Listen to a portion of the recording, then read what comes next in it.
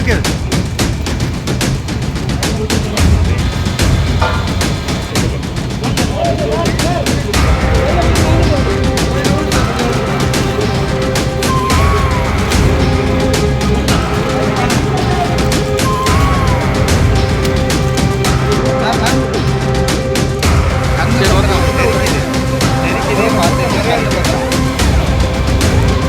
தீயிட்டு கொளுத்தப்பட்ட 1145 kilo காய்ந்த இலைகள்.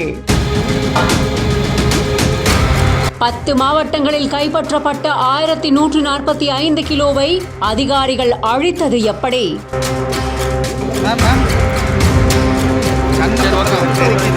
திருச்சி மத்திய மண்டல மாவட்டங்களுக்கு உட்பட்ட திருச்சி, தஞ்சை, திருவாரூர், நாகை, மயிலாடுதுறை, கடலூர், அரியலூர், பெரம்பலூர், புதுக்கோட்டை, கரூர் இப்படி 10 மாவட்டங்கள்ல கஞ்சா கடத்தல்காரர்கிட்ட இருந்து காவல்துறையினரால் கைப்பற்றப்பட்ட சுமார் 1145 கிலோ எடையிலான கஞ்சாவை தஞ்சை மாவட்டம் அயோத்திப்பட்டியில இருக்கிற மருத்துவ கழிவுகள் மேலாண்மை சுத்திகரிப்பு நிலையத்துல தீயிட்டு அழிச்சிருக்காங்க. தஞ்சை சரக டிஐஜியான ஜியாவுல் ஹக் கஞ்சா பொட்டலங்களை தீயில தூக்கி போட்டு மொத்தமா அழிச்சிருக்காரு. இதுக்கப்புறமா போதைப் பொருளுக்கு எதிரான உறுதிமொழியை காவல் உயர் அதிகாரிகள் ஏற்றுக்கொண்டாங்க. இந்த வீடியோவானது இப்போ இணையத்துல வைரலா பரவிட்டு இருக்கு.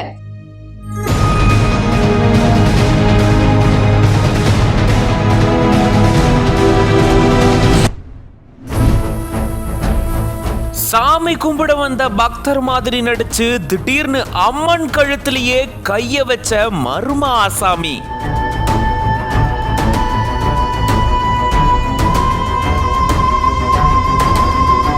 அம்மன் கழுத்துல இருந்த தங்கத்தாலி செயினை மட்டும் தேடி எடுத்து அதை திருடிட்டு போயிருக்கக்கூடிய மர்ம நபருடைய வீடியோ இப்போ வெளியாகி வைரல் ஆயிட்டு வருது.